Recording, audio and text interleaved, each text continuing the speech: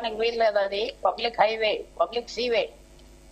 అలా వెనకాల జరిగి ఆయన డిప్లొమసీ ఏంటంటే హిల్స్ టైప్ డిప్లొమసీ కాదు. అంటే సూట్స్ గిట్స్ వేసుకుని గదిలో కూర్చొని మాట్లాడేది కాదు. ఆయన ఫోను, ఆయన సోషల్ మీడియా, టెలివిజన్ డైరెక్ట్ నిమిషాల్లో వెళ్ళిపోతుంది ఆయన వ్యూ. బయటకు ప్రెస్ స్టేట్మెంట్స్ లో వెళ్ళలేదు. ఈ విషయంలో ఆయన చేశాడు. మన విషయంలో ఏం చేయలేదు. భారత్ విషయం, పాకిస్తాన్ విషయంలో చేయలేదు. ఎస్, ఆసిమ్ మునీర్ వాడుకున్నాడు. ఒక రోజు మొదల శుక్రవారం నాడు పిలిచి ఫోటోలు దిగి రిలీజ్ చేసి శనివారం వెళ్ళి ఇరాన్ బాంబు చేశారు. అది చేశాడు. మళ్ళీ మర్చిపోయాడు. ఆసిమ్ మునీర్ లేడు, ఎవడో లేడు, అయిపోయాడు. సో ట్రంప్ తో డీల్ చేయడం చాలా కష్టం. కానీ ఇరాన్ ఇజ్రాయెల్ విషయంలో ఆయన క్యూబిటల్ రోప్ చేసేది. అది దానికి ట్రై చేస్తారా ఎవరా ఆయన అడగటం అది వేరే మాట. బట్ ఆయన చాలా సీరియస్ గా ఇవాళ ఎవరైతే ఆయన క్రిటిక్స్ వెనకాల అందరూ ఆయన క్రిటిసైజ్ చేసేవాడు ఒకేనంట అందరూ ఈవేళ ఆయన కనుక చేయగలిగాడు ఆ పని, ఇరాన్ ఆప్ చేసాడు న్యూక్లియర్. అది డ్యామేజ్ అవనియా లేదా మళ్ళీ కొట్టి పెట్టడానికి వీలు లేదని మాత్రం చెప్పారు. ఏదైతే బ్లాక్ చేసామో అలా ఉండాలి, మాకు మెటీరియల్ కావాలి, అగ్రిమెంట్ చేద్దాం అంటున్నారు. అగ్రిమెంట్ ఇరాన్ ని అగ్రిమెంట్ ఫైనలైజ్ చేసుకుందాం అంటున్నారు. దానికి చాలా క్రెడిట్ ఇవ్వాలి. నేను అనుకుంటున్నా భారతదేశానికి అది పెద్ద హెల్ప్ అవ్వింది. ఎప్పుడైతే ఇరాన్ న్యూక్లియర్ బాంబులు తీసుకొచ్చి పే చేస్తా అన్నదో పాకిస్తాన్ ఆలోచించుకుంటాం. ఇప్పుడు ఊరికనే న్యూక్లియర్ బాంబులు ఉన్నాయి, వేసేస్తాం భారతదేశం మీద, వారికి అమ్ముతాం, వీటికి అమ్ముతాం, మాటలు రావు ఇంకా. ఎప్పుడైతే ఇరాన్ ని డ్యామేజ్ చేశారో, ఇరాన్ పరువు తీసేశారో, పాకిస్తాన్, నార్త్ కొరియా అందరికీ ఒక నోటీస్, న్యూక్లియర్ బాంబులు ఉన్నాయి, నా ఇష్టం వచ్చినా చేస్తాను అనమనంలో పాకిస్తాన్ అందరూ. చాలా భారతదేశానికి పెద్ద బెనిఫిట్ వచ్చింది. మనం ఎంజాయ్ చేయాలి. అంటే యుద్ధాన్ని ఎంజాయ్ చేస్తారంటే ఎస్, రష్యా యుక్రెయిన్ యుద్ధానికి మనకి లక్షల కోట్ల లాభం వచ్చింది కదా. యుద్ధం కొంతమందికి లాభం వస్తుంది, కొంతమందికి నష్టం వస్తుంది. రష్యా దగ్గర క్రూడ్ ఆయిల్ కొన్నందువల్ల లాభం వచ్చింది. ఒకసారి కందాడే పార్థసారథి గారు జాయిన్ అయ్యారు, సీనియర్ జర్నలిస్ట్. పార్థసారథి గారు, ఏంటి యుద్ధంలో విజేతలు ఎవరు, పరాజితులు ఎవరు? ట్రంప్ అయితే క్లెయిమ్ చేసుకుంటారు.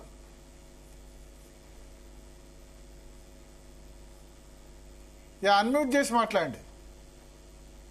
ఇప్పుడు ఇందాక మన గురుగారు చెప్పినట్లు యుద్ధానికి ట్రంపే విజేత. ఒక రకంగా చూస్తే ట్రంప్ అటు ఇరాను నువ్వు అణ్వాయుధాలు చేయడానికి వీల్లేదు, నువ్వు ఒకవేళ ముందుకు వెళ్తే మేము దాడి చేస్తామని చెప్పి దాడి చేసి చూపించాడు.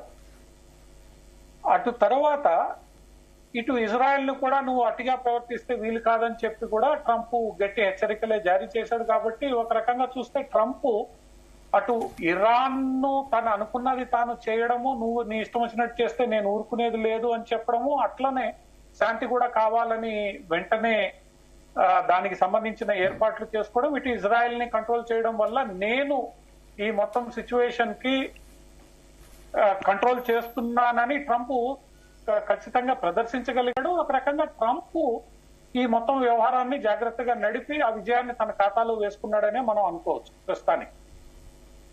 ఓకే, సో అంటే నోబెల్ శాంతి బహుమతికు అర్హుడా ట్రంప్ అంటే ఏం చెప్తారు? అంటే ట్రంప్ నోబెల్ శాంతి బహుమతి కోరుకుంటున్నాడు అన్న విషయము అది పూర్తిగా ఆయన దాన్ని రాజకీయంగా వాడుకుంటున్నాడా లేదా గతంలో ఆయనే చెప్పాడు నాకు ఎందుకు ఇవ్వరు అని అన్నాడు. అదే అంటే ఆయన అన్నది వ్యంగ్యంగా కొన్ని మాటలు మాట్లాడాడు. మొట్టమొదటిసారి ట్రంప్ ఈ నోబెల్ శాంతి బహుమతి గురించి మాట్లాడినప్పుడు ఒబామా ఎన్నో యుద్ధాలని ఆపాడని చెప్పి ఆ రోజు ఆయనకి నోబెల్ శాంతి బహుమతి ఇచ్చారు. నేను నా మొదటి టర్మ్ లో చాలా యుద్ధాలను ఆపాను, నేనే గాని ఉంటే ఈ రోజు యుక్రెయిన్ రష్యా యుద్ధం జరిగేది కాదు, నేను భారత్ పాకిస్తాన్ యుద్ధాన్ని కూడా ఆపాను, ఇప్పుడు ఇరాన్ ఆపాను అని. ఉక్రెయిన్ రష్యా ఆపుతారని చెప్పిన తర్వాత రోజే రష్యా అటాక్ చేసింది, మళ్ళీ ఉక్రెయిన్ అటాక్ చేసింది.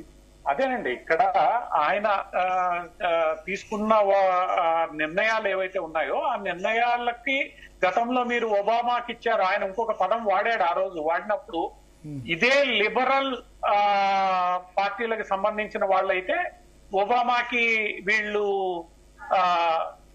ఈ అవార్డు ఇచ్చేవాళ్ళు నాలాంటి వాళ్ళకి ఎందుకు ఇస్తారు అని కూడా ప్రశ్నించాడు ఆ రోజు. అంటే ట్రంప్ అక్కడ ప్రశ్న వేయడానికి ప్రధానంగా ఇది లిబరల్ ఎకో సిస్టమ్ ఏదైతే ఉందో వాళ్ళకైతే ఇవన్నీ సమర్థన ఇస్తారు, మిగతా వాళ్ళకి ఇవ్వరు అన్న వ్యంగ్య ప్రశ్నలు కూడా ఆ రోజు.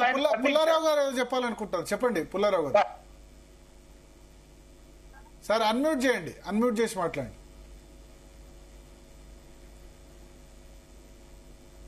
సార్ రావట్లేదు మీ వాయిస్ పుల్లారావు గారు.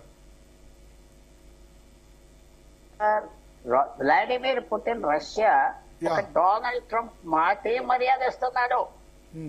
మొన్న పట్టుకుని నేను ఏమన్నా సాయం చేయమంటారా ఇరాన్ యుద్ధంలో అంటే పుటిన్ అన్నాడు, వాళ్ళ గొడవ ఎందుకయ్యా నీ గొడవ చూడు అన్నాడు, నువ్వు నాకు సాయం చేయన్నాడు. మొత్తానికి ఆగితే యుక్రెయిన్ వార్ ఆగుతుంది, డొనాల్డ్ ట్రంప్ వల్లే ఆగుతుంది, అతని వల్ల చాలా వరకు ఆగుతుంది. భయపడుతున్నారు అంటే ఎందుకంటే జెలెన్స్కీని అక్కడ మొన్న నిలదీశాడు కాబట్టి ఉక్రెయిన్ కి అంత సపోర్ట్ లేదు. బట్ నాటో ఇతర దేశాలు సపోర్ట్ చేస్తున్నాయి కదా అమెరికా కాకుండా. జెలెన్స్కీ మొత్తానికి సూట్ వేసుకుని వచ్చాడు నాటో మీటింగ్ కి వేళ, చూసారో లేదో పెద్ద జోక్ అయిపోయింది యూరోప్ అంతా. ట్రంప్ ముందర సూట్ లేకుండా వస్తే ఏమవుతుందో ట్రంప్ ముందర 10 సంవత్సరాలు బట్టి ఆ సూట్ వేసుకొని సూట్ వేసుకుని వచ్చాడు. యునానిమస్. ఇప్పుడు ఒకటి భరత్ గారు, హీరోస్ అనేవాళ్ళు రాజకీయంలో టెంపరీగా హీరోస్, తర్వాత మర్చిపోతాం. ఈవేళ ఆయన hero. After 1 year God knows. So thank you. I just wanted to thank you Pullarao garu. Thank you సారథి గారు, ఫైనల్ గా ఇప్పుడు ఎవరికి ఎక్కువ డ్యామేజ్ జరిగింది, ఇజ్రాయెల్? థ్యాంక్ యూ పుల్లారావు గారు. సారథి గారు చెప్పండి. ఫైనల్ గా ఇప్పుడు మన భారతదేశానికి ఏంటి, ఇజ్రాయెల్ ఇరాన్ వార్ ద్వారా మనకు లాభం జరిగిందా, నష్టం జరిగిందా, మనం ఎటువైపు ఉన్నాం? మనం న్యూట్రల్ గానే ఉన్నట్టు అనిపించింది. కొంత ఆయిల్ ప్రైజెస్ స్పైక్ అయినా మళ్ళీ వెంటనే ఇమీడియట్ గా డౌన్ అయింది.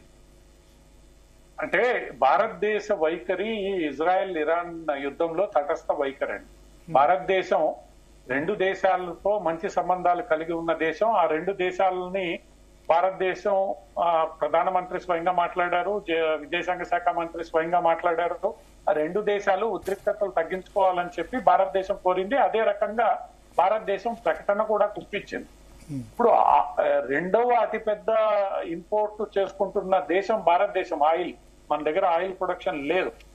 ఇరాన్ నుంచి మనం ఎక్కువగా ఇంపోర్ట్ చేసుకుంటున్నాం. ఇటీవల కాలంలో మనం రష్యా నుంచి చేసుకుంటున్నాం. ఒకవేళ ఇరాన్ నుంచి వచ్చే ఆయిల్ తగ్గినా కూడా మన దేశ ఆర్థిక వ్యవస్థకి ఇబ్బంది. కాబట్టి ఈ యుద్ధం ఏదో ఒక రకంగా ముగిస్తే అది భారతదేశానికి పూర్తి స్థాయిలో లాభం చేకూరుతుందనే అనాతోనే భారతదేశ ప్రభుత్వం ఉంది.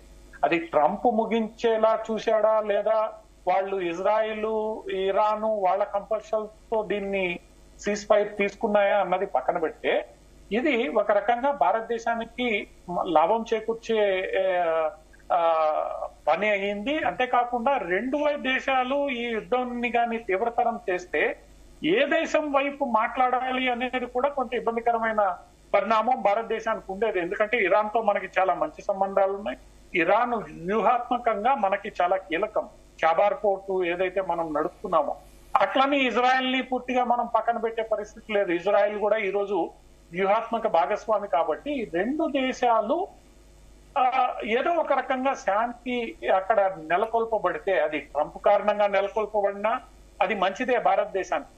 ఒకవేళ ఆ క్రెడిట్ ట్రంప్ తీసుకున్నా కూడా, ఆ క్రెడిట్ ట్రంప్ ఇచ్చినా కూడా భారతదేశానికి ఒక రకంగా మంచి జరిగిందనే మనం భావించాలి. ఎందుకంటే యుద్ధం తగ్గడము, ఆయిల్ ప్రైజెస్ పెరిగే ప్రమాదం లేకుండా పోవడము, రెండోది ఈ శాంతి నెలకొల్పితే మనం ఇరాన్ తోనూ పనిచేసుకోవచ్చు, ఇజ్రాయెల్ తోనూ పనిచేసుకుంటున్నాం. గత 10-15 ఏళ్ళుగా మనం చేసుకుంటూ వస్తున్నాం. ఓకే, పార్థసారథి గారు, ఇప్పుడు ఇంకో విషయం, నోబెల్ ప్రైజ్ కు ట్రంప్ అర్హుడు అంటూ పాకిస్తాన్ లాంటి దేశాలు బహిరంగ ప్రకటనలు చేస్తున్నాయి. ఎలా చూడొచ్చు అంటారు? తాజాగా రిపబ్లిక్ పార్టీ నేతలు సైతం ఇదే పల్లవి అందుకుంటున్నారు. ఎలా చూడొచ్చు దీన్ని? ఎందుకంటే అధ్యక్షుడు గారే స్వయంగా ఆయన నోటి నుంచి నేను నోబెల్ ప్రైజ్ కి అర్హుడు అని ఎప్పుడైతే చెప్పారో, ఇంకా మిగతా ఆయన్ని అభిమానించే వాళ్ళు లేదా ఆయన కృపకి పాత్రులు కావాలనుకునే వాళ్ళందరూ ఆ లైన్ లో క్యూ కడతారు. ఆయనకి ఇస్తే బాగుంటుంది, యుద్ధాన్ని ఆపగలిగాడు, ఈ యుద్ధాలని నివారించగలిగాడు. ఇవన్నీ కూడా ఈరోజు అంటే ట్రంప్ తనకు తానుగా స్వయంగా ఈ విషయాన్ని ఆయన ప్రస్తావించిన తర్వాత ఆయన తరపున మాట్లాడే వాళ్ళు ఎవరైతే ఉంటారో వాళ్ళు దాన్ని సమర్థిస్తూ ముందుకు వెళ్తారు. ఈరోజు పాకిస్తాన్ కూడా, ఎందుకంటే పాకిస్తాన్ ని ఒక రకంగా భారతదేశం ఆ రోజు ఆపరేషన్ సింధూర్ టైంలో ఎలాంటి దెబ్బ తీసిందో ఆ దెబ్బ మరింత లోతుగా కాకుండా ఆపిన వ్యక్తి ట్రంపే. అంటే మనం దాన్ని అంగీకరిస్తున్నామా లేదా, ట్రంప్ జోక్యం చేసుకున్నారనేది కొంత జరిగిన విషయంలో కొంత వాస్తవం ఉంది. అందువల్ల పాకిస్తాన్ తన్ని తాను బ్రతికిచ్చిన మనిషికి సపోర్ట్ చేయడంలో పెద్ద మనం ఆశ్చర్యపోవాల్సిన అవసరం లేదు. ఈరోజు రిపబ్లికన్ పార్టీ సెనేటర్ ఎవరైతే ఉన్నారో ఆయన కూడా ట్రంప్ కి నోబెల్ బహుమతి ఇవ్వాలి అనేది ఇది రాజకీయాల్లో భాగం. ఎవరి ప్రయోజనాలు వాళ్ళని కాపాడుకోవడంలో చేసే పనిలో భాగం. ఇప్పుడు ట్రంప్ నిజంగా నోబెల్ ప్రైజ్ అర్హుడు. ఇప్పుడు ఇరాన్ ఇజ్రాయెల్ యుద్ధం ఎంతవరకు ఆగింది, ఇజ్రాయెల్ ఏమంటోంది, ఇప్పుడు కేవలం ఇది కొంత తాత్కాలిక విరామమే, మనమేమన్నా ఆపరేషన్ సింధూర్లో ఇది తాత్కాలిక విరామమే, ఈ యుద్ధాలు ఎప్పుడైనా తిరిగి ప్రారంభించవచ్చు. కానీ గత 2 సంవత్సరాలుగా పైబడి సుదీర్ఘకాలం సాగుతున్న యుద్ధం ఏదైతే ఉందో రష్యా యుక్రెయిన్ యుద్ధము, దాన్ని నిజంగా ట్రంప్ కానీ